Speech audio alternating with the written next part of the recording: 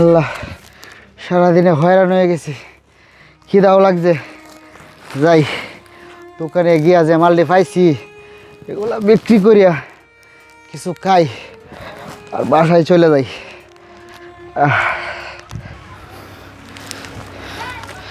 আল্লাহ, আর সহ্য হইতেছে না, এই জায়গাটা আমি হাইটেই যেতে পারতেছি না। এনে বই একটু জিরাই লই, পরে দোকানে মালটি বিক্রি করিয়া পরে যাই আমখানে। আল্লাহ,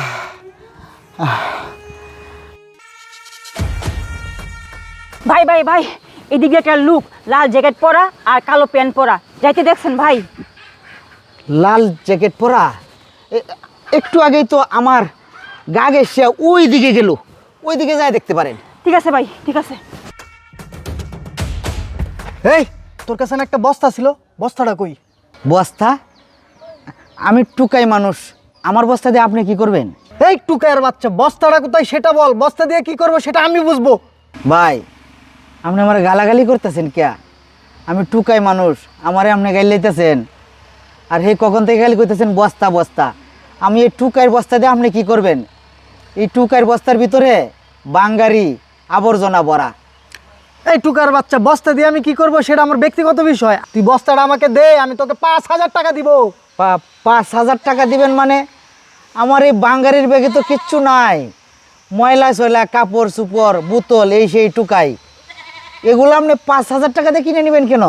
আরে টুকায়ের বাচ্চা, তোর ব্যাগে বাঙ্গারির জিনিস ছাড়া আর কিছু নাই সেটা আমি জানি, কিন্তু কিছুক্ষণ আগে তোর বস্তায় আমি 5 লক্ষ টাকা রেখে গেছি, এজন্য বলছি বস্তাটা কোথায় সেটা আমাকে বল। কি বলেন ভাই? আমার বস্তার ভিতরে আপনি 5 লক্ষ টাকা রাখছেন? আমার টুকার বস্তার ভিতরে আপনি 5 লক্ষ টাকা কেন রাখছেন? আরে তোর বস্তায় আমি কেন 5 লাখ টাকা রাখছি তাহলে তুই শোন। একটু আগে আমি ব্যাংক থেকে 5 লক্ষ টাকা উঠাইছি, আর ওই টাকাটা যখন আমি ব্যাংক থেকে নিয়ে আসি তখন আমার পিছে 4-5টা ছিনতাইকারী লাগছিল, আর ওই টাকাগুলা ছিনতাইকারীর হাত থেকে রক্ষা করার জন্য তোর ব্যাগে ঢুকায় হয়ে গেছিলাম। আরে ভাই, বস্তাটা কই তুই বল না। ভাই বস্তা মানে বস্তা বস্তা তো আমি বিক্রি করে দিছি ভাই। বস্তা বিক্রি করে দিছস? কার কাছে? কোন দোকানে বিক্রি করছস? তাড়াতাড়ি আমার ওই দোকানে নিয়ে চল।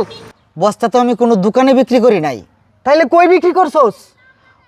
বস্তা তো আমি ভ্যান গাড়িতে বিক্রি করছি, বাঙ্গারি কিনে না ভ্যান গাড়িগুলা, ওই ভ্যান গাড়িগুলাতে আমি বিক্রি করছি ভাই। আচ্ছা, তুই ভ্যান গাড়িওয়ালার কাছে বিক্রি করছস? ভ্যান গাড়িওয়ালা কোন দিকে গেছে? ভ্যান গাড়িওয়ালা তো ভাই ওই দিকে গেছে। কি? আচ্ছা, ভ্যান গাড়িওয়ালারে কি তুই চিনোস?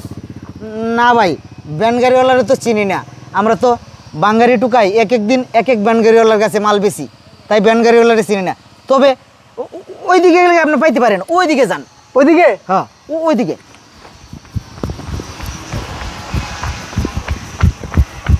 5 লক্ষ টাকা, 5 লক্ষ টাকা ব্যাগের ভিতরে, 5 লক্ষ টাকা।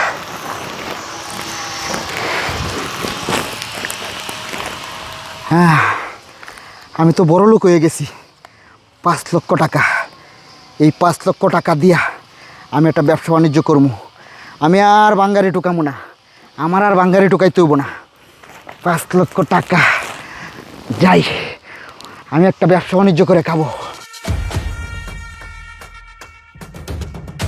এই আফা, আগে না আপনি একটা লুক খুঁজছিলেন, লুকটারে পাইছেন? না ভাই, পাইছি না পাইছি না।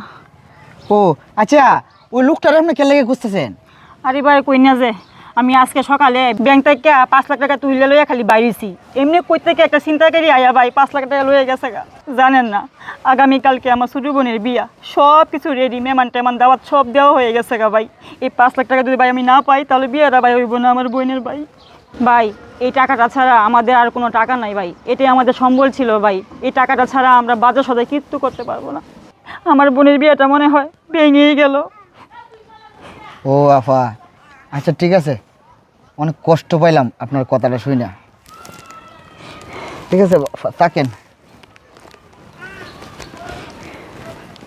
এই টাকাগুলো আমি নিয়ে যাব, এই টাকাগুলো তো আমার না, এগুলো তো আমি কষ্ট করে কামাই করে নেই, এটা তো অন্যজনের টাকা। কি করি, টাকাগুলো কি ফেরত দেব না?